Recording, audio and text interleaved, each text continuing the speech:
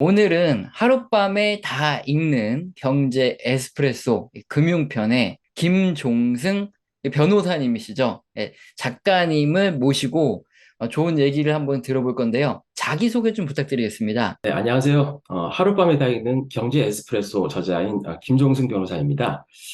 저는 과거 금융회사, 뭐 증권회사하고 뭐 은행, 그다음에 법인에서 주로 이제 금융과 법률에 관한 업무를 수행을 했고요. 지금 현재는 삼청동에 소재하고 있는 한국금융연수원과 그리고 연세대학교 법무대학원에서 금융법을 가르치고 있습니다. 네, 만나서 반갑습니다. 혹시 흥미를 끌만한 내용 같은 거 있으실까요? 네. 에피소드 같은 거. 예, 예. 저도 책을 집필하면서 사실 흥미로웠던 이야기 중에 하나가, 이제 재산 자체가 5억 달러가 넘는 재산을 보유하고 있는 독일 품종, 세퍼트견인 군터 6세 이야기였습니다.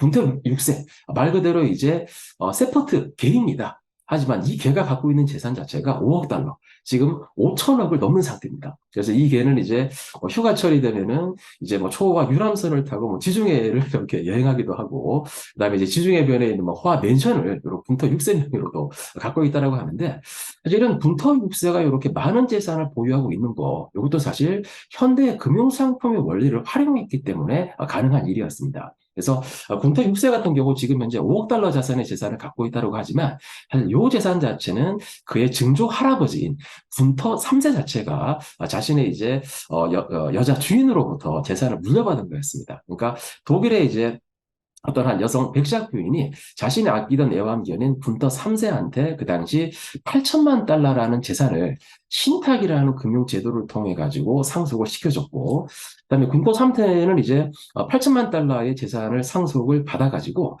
그 이후에 상속재산 관리인들이 그 재산을 굴리고 굴려서 지금 현재 군터 6세는 5억 달러에 달하는 이런 재산을 갖고 있게 된 거죠. 사실 이런 것들이 사실 상속이라는 문제, 뭐 권리의 이전이라는 문제, 이런 것들은 사실은 사람들 사이에서만 발생하는 문제입니다만은, 이런 금융상품이라는 제도를 통해 가지고 뭐 자신이 아끼는 애완견이라든가 혹은 뭐 묘라든가 이런 동물들한테도 재산을 물려줄 수 있다라는 제도로 활용될 수 있다는 것이 참 저로서도 참 참신한 얘기고, 또 한편 이제 그 군터 역사 자체가 참 부럽다라는 이런 이제 생각이 들기도 합니다.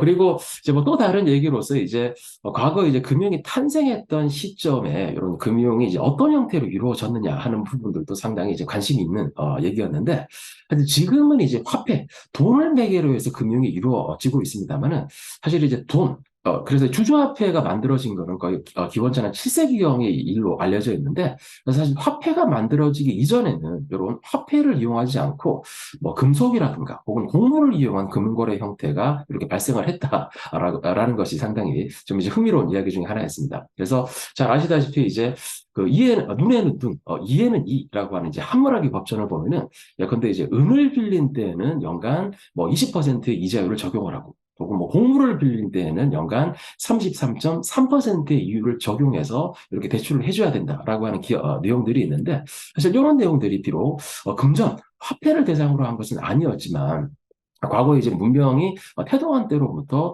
이런 금융 기능을 통해 가지고 어떤 잉여 재산이 있는 사람으로부터 재산이 부족한 사람들한테 이런 재화 자체를 이전하는 기능으로서 금융이 발휘되었다라고 하는 것이, 참 금융의 탄생 배경에 있어서도 금융이 참 사람들에게 정말 필요한 기능을 하지 않았나. 그래서 사실 그때부터 이 금융이라고 하는 것이 문명 생활의 이기이자 문명 생활의 좀 필수품이 아닌가 하는 이런 생각이 이제 들기도 했습니다. 변호사님께서 사실 금융서적을 집필하신 이유가 사실 많은 분들이 좀 궁금하실 거예요. 그래서 네. 물론 경력이 있으시니까 집필을 하셨겠지만 이 부분 좀 말씀해 주시면 좋을 것 같습니다.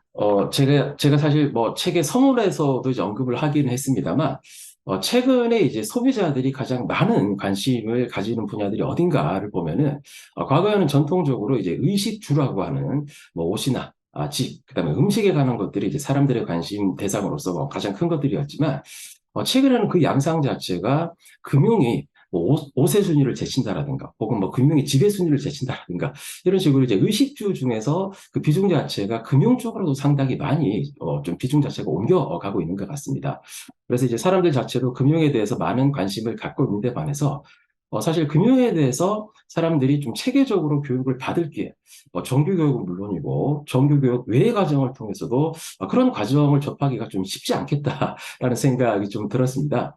그래서 제가 뭐 이때까지 공부를 해왔던 분야들, 그다음에 업무를 해왔던 분야들이 주로 이제 금융에 관한 것들이고, 또 우연찮게도 제가 금융 분야 중에서도 금융의 새 축이라고 할 수 있는 은행이나 증권, 보험 분야에 있어서 이제 조금씩 경험을 쌓아오다 보니까 제가 뭐 알고 있던 사안들, 그 다음에 제가 뭐 이 책을 쓰면서 또 추가로 이제 알아냈던 사안들, 이런 것들을 이제 금융에 관심 있으신 분들하고 공유를 하는 것도 의미가 있겠다 싶어서 이 책을 쓰게 되었습니다. 자, 일단 이 책 같은 경우가 사실 뭐 실전적으로 어떤 종목을 사라 뭐 이런 내용은 아니고 이제 금융 역사부터 해서 이렇게 사람들한테 금융에 대한 이게 기본적인 내용부터 해서 이제 마인드 자체를 어떻게 보면 이렇게 변화시켜 줄 수 있는 그런 내용인데 이런 걸 알아야 되는 이유를 한번 말씀해 주시면 독자분들께서 굉장히 도움이 되실 것 같습니다.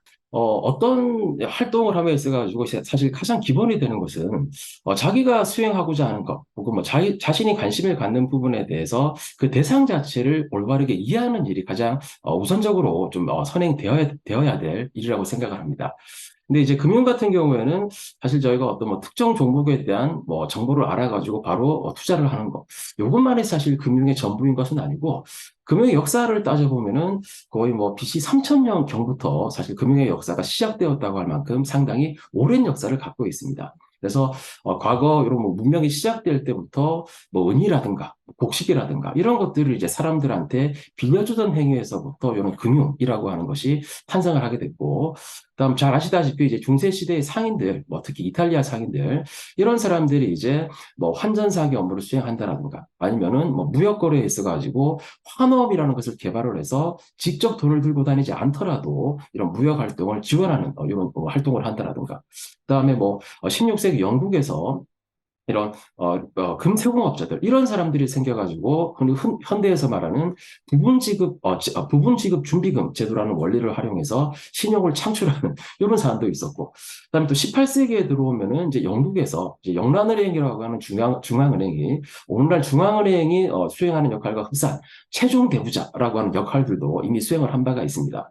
그리고 이제 뭐 19세기 이후로는 투자은행 같은 뭐 JP 모건이라든가 뭐 골드만삭스라든가 뭐 그 이전에 뭐 로스차일드 가문이라든가 이런 가문들에 의해 가지고 과거 은행 중심의 이런 금융 활동에서부터 이런 전통적인 활동을 넘어서 뭐 주식을 발행하고 채권을 발행하고 이를 통해 가지고 미국 전역에 걸쳐서 뭐 철도를 건설하고 그다음에 국제 무역을 지원하고 이런 것들이 사실 뭐 거의 역사 전체를 통틀어서 이렇게 축적되어 오는 것들입니다.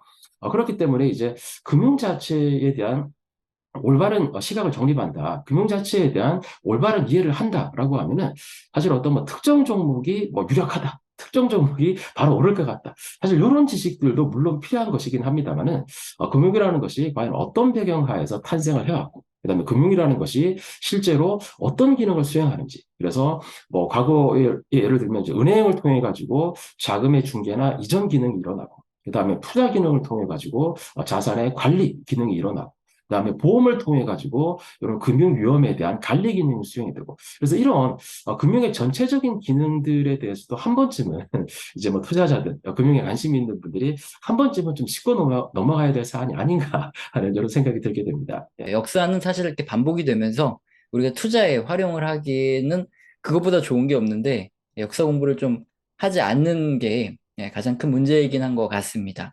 자, 그러면 뭐 튤립 구군 사건도 있었고 남해회사 버블도 있고 역사상 굉장히 많은 버블들에 대해서 책에 언급이 되고 있는데 금융 교육에서 알 수 있는 부분도 같은 맥락일 것 같아요. 이 부분도 말씀해 주시면 독자분들께서 도움이 되실 것 같습니다.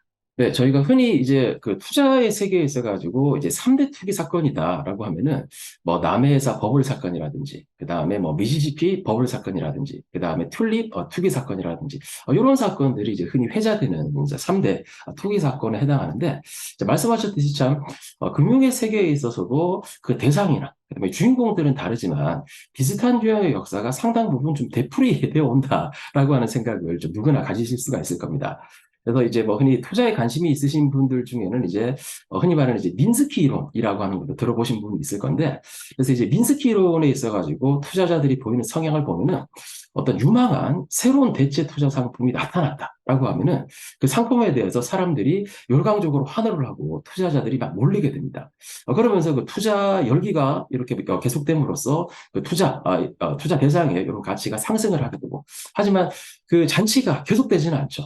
언젠가 이렇게 잔치가 끝나는 날도 있을 겁니다. 그러면서 이제 버블이 꺼지게 되면서 투자자들이 이제 패닉에 빠지게 되는 이런 현상들이 이제 반복되는 점들을 이제 민스키 이론을 통해 가지고 지적이 된 바가 있는데, 사실 이런 움직임이 뭐 과거에 뭐 남해회사 주식이라든가 뭐 아니면 뭐 툴립 부근 사건이라든가 이런 것들 외에도 최근에도 사실 이와 유사한 사례들이 발생한다라고 저는 충분히 생각할 수가 있을 것 같습니다. 그래서 저희가 이제 IMF 이후 시기를 보면은 그 당시에는 이제 뭐 펀드 광풍이 벌어가지고 대부분의 사람들이 이제 뭐 펀드에 이렇게 많이 투자를 했다가 물론 이익을 보신 분도 있겠지만 그로 인해서 이제 큰 손실을 보신 분도 있고, 그다음에 또, 비교적 근래 예를 든다라고 하면 이제 가상화폐 같은 것들이 있죠. 사실 가상화폐 같은 것도 증권과 그 속성 자체가 다르지 않습니다. 사람들의 입장에서도 가상화폐의 가치가 상승할 것 같다라고 해서 이제 많은 사람들이 몰려들지만, 그중에 일부는 이제 투자 열기가 한층 최고조에 달했을 때 이미 수익 실현을 한 사람도 있지만, 과거에 사라졌죠. 툴립 부근 사건이건 아니면 뭐 남해사 주식 사건 이런 경우에서처럼 사실 그 광풍이 꺼진 다음에는 그로 인해 가지고 그 손실 자체를 감수해야 하는 경우도 많이 발생을 합니다. 그럼 이런 경우에 누구를 탓해야 되는가? 사실 요 금융법을 담당하는 사람의 입장에서 본다라고 하면은 이런 투자에 따르는 손익에 대한 가장 큰 원칙 자체는 사실 자기 책임의 원칙이 적용이 되는 겁니다. 투자를 해서 이익을 보는 것도 본인의 판단에 의한 거지만 사실 투자를 해서 손실이 났다라고 하면 물론 다른 탓도 있겠죠. 하지만 최종적으로는 그 투자를 실행한 본인 자체가 어느 정도 좀 상당 부분 책임을 감당해야 되는 부분이 아닌가라고 하는 그런 생각이 듭니다. 그래서 앞으로도 이제 뭐 새로운 투자 대상들은 사실 많이 나올 수가 있을 겁니다.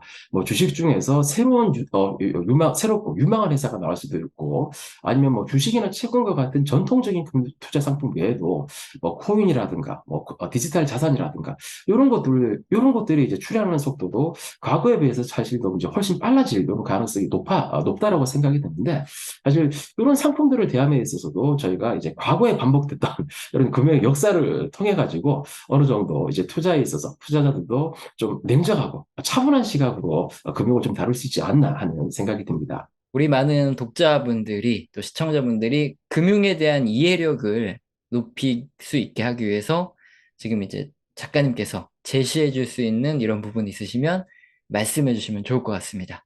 네. 참, 금융에 대해서 이제 어떻게 쉽게 이해를 할 수 있느냐. 또 그거를 넘어가지고 금융에 대해서 어떻게 이런 뭐 전문 투자자로서의 능력을 배양할 수 있느냐. 참 쉬운 일은 아닐 것 같습니다.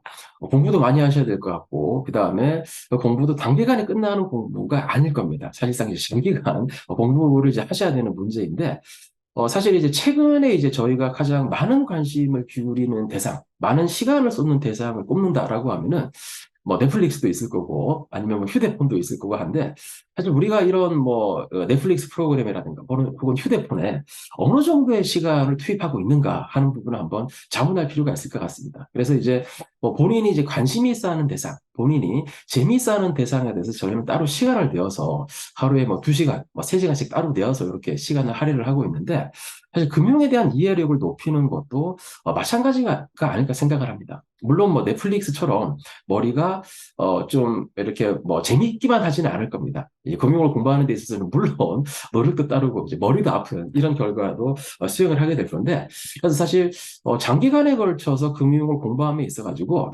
처음부터 이제 뭐 대학에서 가르치는 뭐 금융경제 서적이라든가 아니면은 어떤 금융의 역사가 3천 년 이상이 됨에도 불구하고 지금 현대의 금융에서 쓰이고 있는 뭐 선물이나 옵션, 이런 고차원적인 금융 수단을 바로 이해하기에는 무리가 따를 수밖에 없을 거라 생각이 듭니다. 그래서 금융을 공부하는 데 있어서도 기본적으로 상당한 시간 자체를 일단 할애를 해야 되고, 그렇지만 그 가운데 있어 가지고 가장 첫 번째로 필요한 일이 마치 이제 뭐 유치원에 들어가서 혹은 초등학교 저학년생들이 뭐 가나다라를 배우고 알파벳을 것을 배우듯이 금융에 대한 기초를 쌓는 작업이 가장 필요한 일이 아닐까라는 생각이 듭니다. 그리고 금융에 대한 기초를 쌓는 과정에 있어서는 아무래도 이제 뭐 최근의 트렌드와 같이 어느 정도 좀 흥미도 있고 어떤 스토리도 있고 이런 스토리텔링을 통해 가지고 금융과 그다음에 금융 상품이 탄생하게 된 배경을 좀 쉽게 접할 수 있는 과정이 있다라고 하면은 그것이 이제 금융에 대한 이해력을 제고하기 위한 첫 번째 단계로서